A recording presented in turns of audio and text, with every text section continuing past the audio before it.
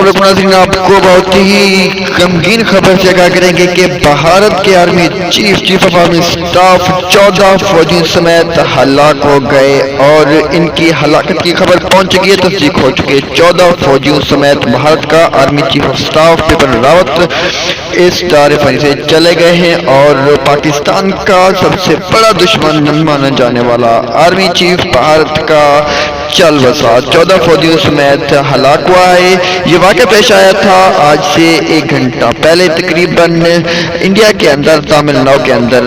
ہیلی copter کے crash کی وجہ سے کریش ہوا تھا ہیلی کاپٹر، جس کی وجہ سے اس کی بیوی بچے ساتھ تھے اور ساتھ ہی ساتھ 14 فوجی بھی ہلاک ہوئے ہیں۔ اور یہ واقعہ پیش آیا تھا تھوڑی دیر پہلے، جس میں Bipin Rawat army chief of staff جو کہ جا رہے تھے ایک میڈیکل کالج کے اندر لیکچر دینے کے لیے، انہوں نے جانا تھا وہاں پر تامل ناڈو کے اندر ایک کریش ہوا ہیلی کاپٹر کا، جس کی وجہ سے تامل ناڈو 14 فوجیوں سمیت ہلاک ہو گیا ہے۔ بہت زیادہ اس ریسرچ کے بعد یہ اب انڈین میڈیا کی طرف سے یہ تصدیق کر دی گئی ہے اور انڈین آرمی کی طرف سے یہ بات شائع کی گئی ہے خبر کے army chief of staff Bharat Bipin Rawat کو ان کے 14